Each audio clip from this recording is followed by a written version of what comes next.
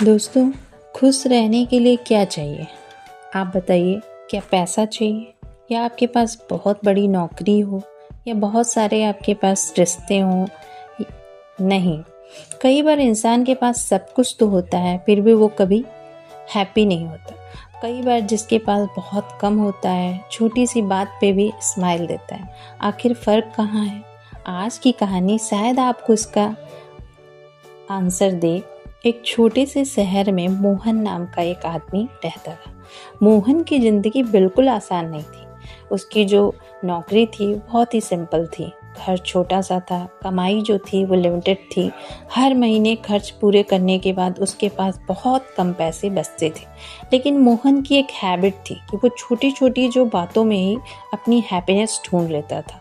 सुबह चाय पीते हुए अपनी वाइफ से 2 बातें करना, अपने बच्चों को स्कूल जाते हुए देखना, रास्ते में किसी ओल्ड पर्सन है उनकी हेल्प कर देना।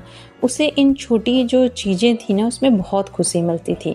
उसका दोस्त रवि अक्सर उससे कहता है, यार तू इतना खुश कैसे रहता है?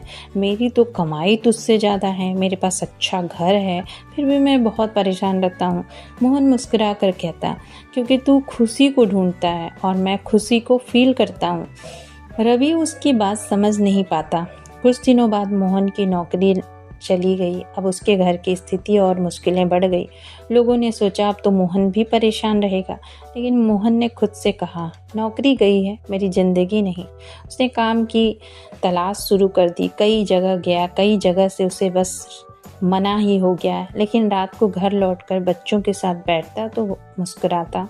एक दिन उसकी बेटी ने पूछा, पापा आप परेशान नहीं होते? मोहन ने बेटी के सिर पर हाथ रखकर कहा, परेशानी तो होती ही है बेटा, लेकिन अगर मैं हर वक्त परेशानी के बारे में ही सोचता रहूँगा तो जो आज की खुशी हो वो भी मेरे पास नहीं रहेगी, वो भी मैं खो दूँगा। बेटी चुप हो गई। मोहन ने आगे कहा, देखो बेटा, हम जिंदगी की हर परेशानी को तुरंत ख़त्म नहीं कर सकते, लेकिन हम ये ज़रूर तय कर सकते हैं कि परेशानी के बीच भी अपने दिल की पूरी तरह उदास नहीं होने देंगे। कुछ दिनों के बाद मोहन को एक छोटा सा काम मिल गया। कमाई पहले से कम थी, लेकिन उसमें शिकायतें नहीं की। वो रोज़ मेहनत करता और घर लौटकर अपनी फैमिली के साथ बैठता। एक शाम उसका दोस्त रवि उसके घर आया। उसने मोहन को बच्चों के साथ हंसते हुए देखा तो रवि ने पूछा, तू इतनी मुश्किलों के बाद भी खुश कैसे रह लेता है? मोहन का कुछ पल शांत रहा, फिर बोला, क्योंकि मैंने एक बात समझ ली है, खुशी का मतलब ये नहीं कि ज़िंदगी में कोई परेशानी ना हो। खुशी का जो मतलब है परेशानी के बीच भी ज़िंदगी में जो अच्छा है उसे देख पाना। फिर उसने आसमान की तरफ देखते हुए कहा कि हाँ, श्री कृष्ण जी की शिक्षाओं से मुझे यही समझ आता है कि इंसान को अपने कर्म करते रहना चाहिए और हर परिस्थिति को अपने मन की शांति छीनने नहीं देनी चाहिए। रवि ने पूछा, लेकिन अगर बहुत बड़ी परेशानी आ जाए तो? मोहन मुस्कुराया, तब खुशी को मजबूर मत करो, बस खुद से कहो, आज मुश्किल दिन है लेकिन हमेशा ऐसा नहीं रहेगा।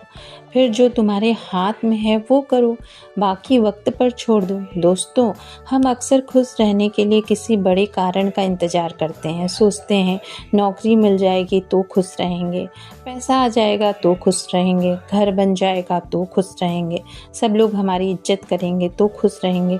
लेकिन ज़िंदगी में एक मंजिल पूरी होती है तो दूसरी चिंता शुरू हो जाती है।